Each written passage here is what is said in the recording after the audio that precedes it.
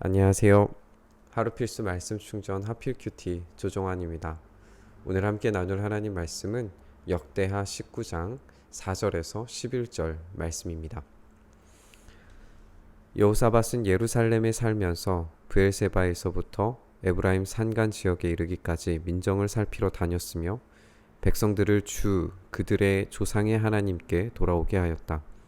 그는 또 온 유다의 요새화된 성읍에 재판관들을 임명하여 세우고 그들에게 말하였다. 그대들은 맡은 일을 할 때에 삼가 조심하여 하시오. 그대들이 하는 재판은 단순히 사람을 기쁘게 하는 것이 아니라 그대들이 재판할 때에 그대들과 함께 계시는 주님을 기쁘시게 하는 것임을 명심하시오. 주님을 두려워하는 일이 한순간이라도 그대들에게서 떠나지 않도록 하시오.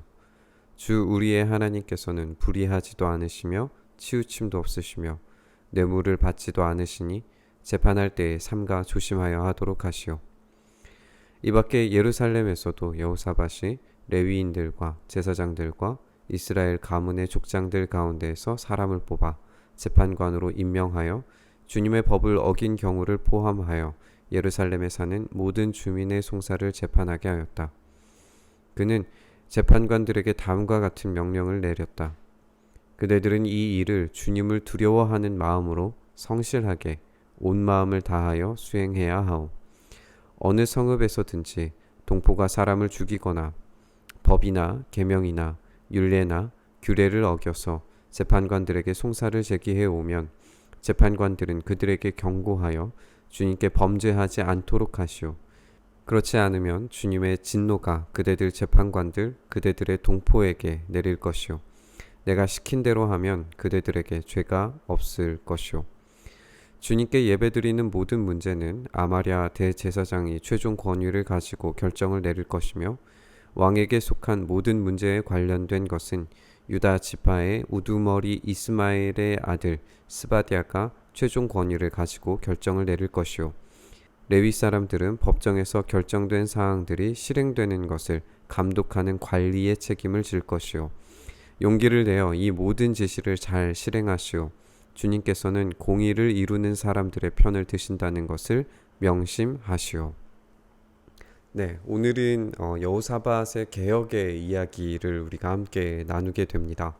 여호사밧은 자신이 통치하는 지역을 다니면서 민정을 살피고 하나님께 돌아오도록 촉구합니다. 이 돌아오다라고 하는 단어가 굉장히 중요하다라고 몇 번이나 강조를 해드리는데 오늘도 이 민정을 살피면서 백성들을 주 그들의 조상의 하나님께 돌아오게 하였다. 이 표현이 굉장히 중요합니다. 여기에 돌아오다라고 하는 이 표현을 꼭 기억하셨으면 좋겠어요.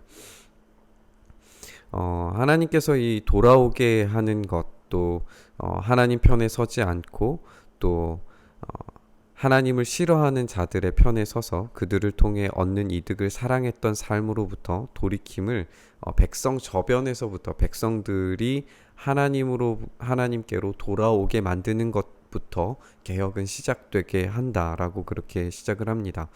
오늘 본문에서 이제 브엘세바에서 에브라임 산간 지역까지 이렇게 나오고 있는데 역대기 기자는 굉장히 의도적으로 이렇게 쓰고 있는 것 같아요. 보통 이스라엘을 표현할 때 단에서부터 브엘세바까지라고 이야기를 하는데 제가 지도를 좀 보여드릴게요.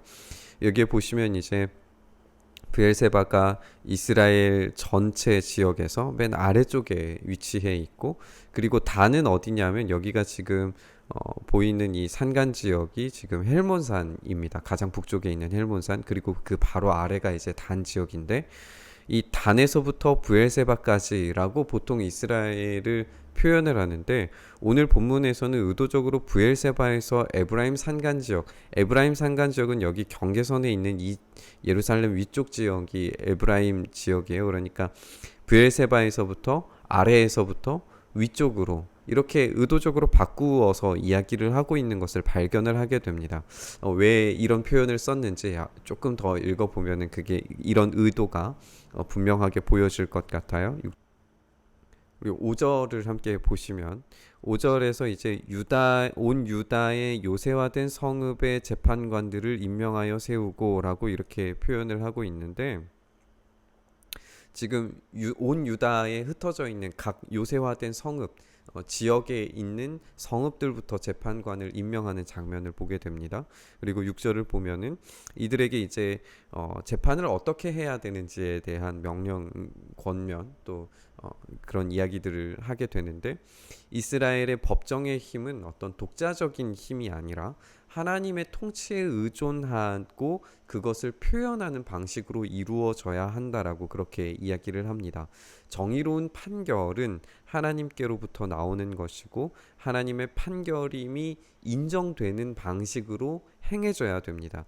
하나님은 공의로우신 분이시기 때문에 사람을 기쁘게 하는 것이 아니라 재판할 때에 그대들과 함께 계시는 하나님을, 주님을 기쁘시게 하는 것임을 명심하라고 그렇게 이야기를 합니다. 그래서 하나님을 두려워한다면 하나님께서 불의하지 않으시고 치우침도 없으시고 뇌물도 받지 않으신다는 사실을 기억한다면 해서는 안 되는 일, 부정하고 또 판결을 굽게 하는 행동들을 해서는 안 된다고 명확하게 그렇게 이야기를 합니다. 이제 예루살렘에서도 이제 이런 일들을 하게 재판관들을 세우는 일들을 해요. 이런 일들은 이제 신명기를 보면은 신명기에서 각 족장들을 재판관으로 임명하는 장면이 등장을 하죠. 이 여호사밧 또 레위인 제사장 이스라엘 가문의 족장들 중에서 재판관을 임명하여서 재판을 하도록 이렇게 시행을 합니다. 그리고 재판관들에게 명령한 것은 앞서서 이제 각 요새화된 성읍, 지방 성읍에서처럼 하나님을 두려워하는 마음으로 성실하게 온 마음을 다하여서 수행하라고 그렇게 명령을 합니다.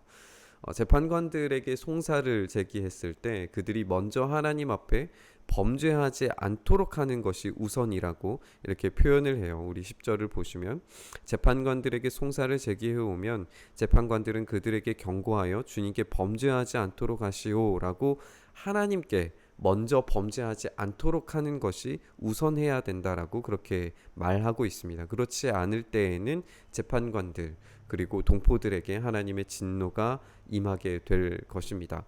그리고 이제 이후에 예배드리는 내용 그리고 왕에게 속한 문제에 대한 최종 권위를 가진 판결권자들을 임명을 하게 됩니다.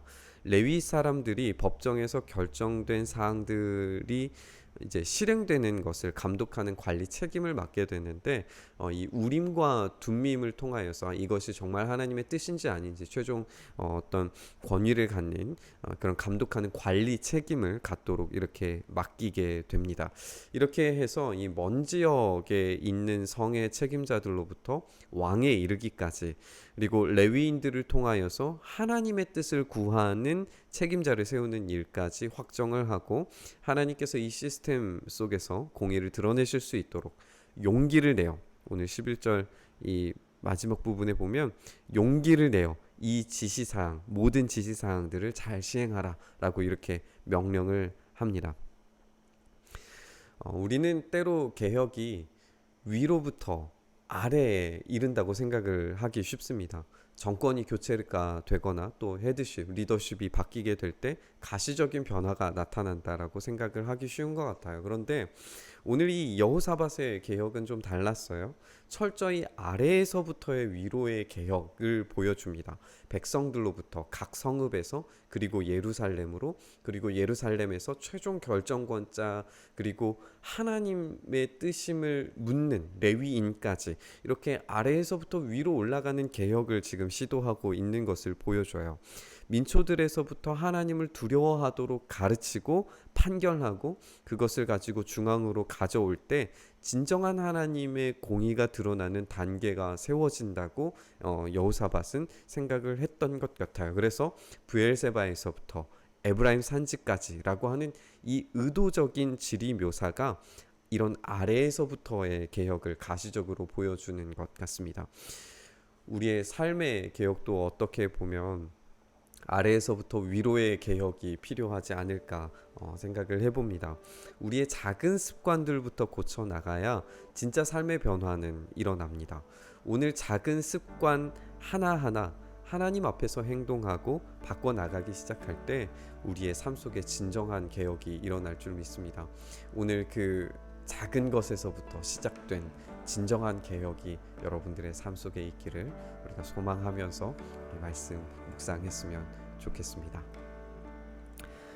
하나님, 여호사밧의 개혁이 아래에서부터 위로 올라가는, 아래에서부터 작은 것에서부터, 그리고 밑바닥에 있는 것부터 바꾸어 나아가는 작업이었음을 이 본문을 통해서 확인했습니다. 우리의 인생의 밑바닥에서부터 다시 한번 하나님을 향하여 올라가는 참된 개혁이 우리의 삶 가운데 일어나게 하여 주시옵소서. 우리가 먼저 말씀 읽는 것, 먼저 기도하는 것이 우리의 삶에 배게 하셔서 하나님께서 원하시는 참된 삶을 살아내기까지 우리가 그런 개혁의 삶을 온전히 살아낼 수 있도록 주님 우리를 붙드시고 인도하시고, 오늘의 이 말씀처럼 우리의 삶 속에 진정한 개혁이 일어날 수 있도록 주님 역사하여 주시옵소서. 그렇게 오늘 우리의 삶을 붙드시고 개혁을 일으켜 주시기를, 부흥을 일으켜 주시기를 간절히 소망하며 우리 주님 예수 그리스도의 이름으로 기도드리옵나이다. 아멘. 오늘 부딪힌 말씀을 가지고 함께 기도의 자리로 나아가시죠.